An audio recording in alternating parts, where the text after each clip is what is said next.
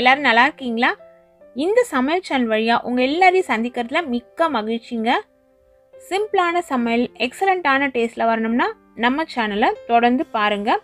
உங்களோட கருத்துக்களை கமெண்ட் செக்ஷனில் போஸ்ட் பண்ண மறக்காதீங்க. வாங்க கிச்சனுக்கு போகலாம். சுவையாக ஆரோக்கியமாக சமைக்கலாம். இப்போ நம்ம சின்ன உருளைக்கிழங்கை பயன்படுத்தி ஒரு ரெசிபி தான் செய்ய போகிறோம். இந்த ரெசிபி செய்யறதுக்கு ஒரு ப்ரெஷர் பேனில் 1 லிட்டர் அளவு தண்ணி சேர்த்து ஸ்டவ்வை சுவிட்ச் ஆன் பண்ணிட்டேன். இதில் 1/2 கிலோ அளவுள்ள பேபி பொட்டேட்டோஸ் இது போல் சின்ன சின்னதாக இருக்குது. அந்த உருளைக்கிழங்கு சீசனில் தான் கிடைக்கும். இதை வாங்கி நல்லா வாஷ் பண்ணிவிட்டு எடுத்து சேர்த்துருங்க. தேவையான அளவு உப்பு 1/2 டேபிள் ஸ்பூன் அளவுக்கு சேர்த்துருக்கேன். சேர்த்து நல்லா கலந்து விட்டுடலாம். ஹை ஃப்ளேம்லேயே இருக்கட்டும். இந்த தண்ணி நல்லா சூடேறி வர அந்த சமயத்தில் ப்ரெஷர் பேனோட மூடி போட்டு மூடிடலாம். மூடியை கரெக்டாக ஃபிக்ஸ் பண்ண பிறகு மேலே காற்று ரிலீஸ் ஆகும் அந்த ஓட்டை வழியாக. அதற்கு பிறகு வெயிட் போட்டுக்கோங்க. உங்களோட குக்கர் கெப்பாசிட்டிக்கு ஏற்றாற் போல் நீங்கள் விசில் கொடுத்துக்கோங்க. நான் இன்றைக்கி 3 விசில் கொடுத்தேன். 3 விசில் கொடுத்து அந்த ப்ரெஷர் எல்லாம் போன பிறகு ஓப்பன் பண்ணி பார்க்கலாம். உருளைக்கிழங்கு நல்லா சாஃப்டாகவே வெந்திருக்கும். வெந்திருக்கா அப்படின்னு நீங்கள் செக் பண்ணால் இது போல் ஃபோர்க்கு இல்லை ஏதாவது ஒரு குச்சி கத்தி இது போல் வச்சு அழுத்தினா ஈஸியாக உள்ளே போகணும். அதுதான் கரெக்டான பக்குவம். அதை எடுத்து தனியாக நம்ம வச்சிடலாம். இப்போ அதே ப்ரெஷர் பேனை வாஷ் பண்ணிவிட்டு எடுத்து அதில் தாளிக்கிறதுக்கு தேவையான எண்ணெய் சேர்த்துக்கலாம். இந்த ரெசிபிக்கு எண்ணெய் கொஞ்சம் கூடுதலாக தான் தேவைப்படும். நான் இன்றைக்கி 5 டேபிள் ஸ்பூன் அளவு எண்ணெய் சேர்த்தேன். இதில் 1/2 டேபிள் ஸ்பூன் அளவுக்கு கடுகு சீரகம் தாளிச்சிடலாம். கடுகு நல்லா வெடித்து வெளியே சேதரும். அது வெளியே தெரிக்காமல் இருக்கிறதுக்காக லைட்டாக நான் மூடி போட்டு மூடி வச்சுருக்கேன். கொஞ்சம் கேப்பும் கொடுத்துருக்கேன். கடுகு நல்லா பொரிஞ்சிருச்சு. அதற்கு பிறகு 5 பூண்டு பல் தோலோடையே இடித்து எடுத்து சேர்த்துக்கலாம். நீங்கள் தோல் வேணாம் அப்படின்னு நினச்சிங்கன்னா தோலை எடுத்துகிட்டு இடிச்சுக்கோங்க.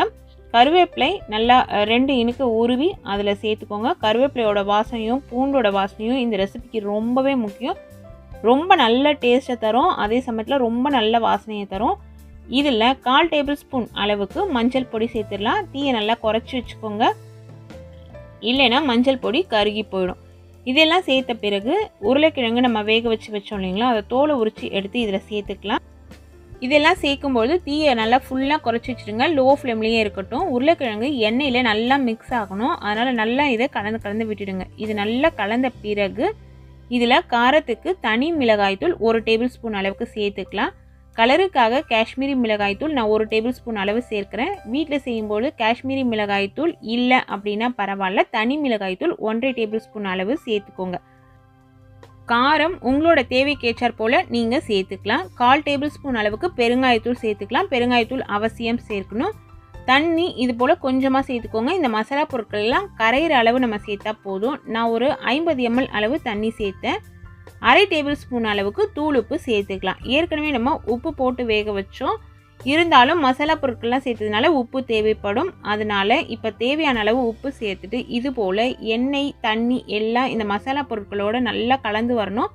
கலந்து விடுங்க. இதெல்லாம் செய்யும் பொழுது நிச்சயமாக ஸ்டவ்வோட ஃப்ளேம் குறைச்சி தான் இருக்கணும். அப்படி செஞ்சிங்கன்னா தான் இது நல்லா ரோஸ்ட் ஆகி நல்லா ஒரு கோல்டன் கலரில் மாறி வரும். உப்பு காரம் எல்லாமே உருளைக்கிழங்கு உள்ள வரைக்கும் ஊறி ஒரு சூப்பரான டேஸ்ட்டில் இருக்குங்க. இது போல் உருளைக்கிழங்கு ஒரு முறை சமைச்சு சாப்பிட்டு பாருங்கள். அது உண்மையிலேயே ரொம்ப நல்ல டேஸ்ட்டாக இருக்கும். நான் இன்றைக்கி கடலெண்ணெய் தான் பயன்படுத்தினேன். நீங்கள் சமையலுக்கு எந்த எண்ணெய் பயன்படுத்துகிறீங்களோ அதை சேர்த்துக்கோங்க. நல்லா கலந்து விட்டுட்டு தட்டு போட்டு மூடி ஒரு 2 நிமிஷம் அப்படியே வச்சுட்டு திரும்பவும் ஓப்பன் பண்ணி கலந்து விட்டு இதே போல் நீங்கள் 15லேருந்து 20 நிமிஷத்துக்கு மாற்றி கலந்து விட்டிங்கன்னா நல்ல ஒரு கோல்டன் கலரில் முறுமுறுப்பாக மேலே உள்ள சாஃப்டாக காரம் உப்பெல்லாம் ஊறி உருளைக்கிழங்கு ரோஸ்ட்டு கிடச்சிருவாங்க. உங்களுக்கு இதே பதத்தில் இருந்தால் போதும் அப்படின்னா ஸ்டவ்வை சுவிட்ச் ஆஃப் பண்ணி இறக்கிக்கோங்க. அப்படி இல்லைன்னா இன்னும் கொஞ்சம் நேரம் நல்லா செவக்க விட்டு இறக்கிக்கலாம். உங்களுக்கு தேவைப்பட்டதுன்னா கொத்தமல்லி இலைகள் பொடியாக கட் பண்ணி எடுத்து சேர்த்துக்கலாம். இந்த உருளைக்கிழங்கு ஃப்ரை சாதம் வெரைட்டி எல்லாத்துக்குமே ஒரு சூப்பர் காம்பினேஷனாக இருக்கும். தயிர் சாதத்துக்கு ரொம்பவே டேஸ்டியாக இருக்கும். அது மட்டும் இல்லாமல் பூரி சப்பாத்தி கூட நீங்கள் சைட் டிஷ்ஷாக பயன்படுத்திக்கலாம். ஒரு ஈஸியான டேஸ்டியான பேபி பொட்டேட்டோ ஃப்ரை நீங்களும் உங்கள் வீட்டில் ட்ரை பண்ணி பாருங்கள். Thank you friends.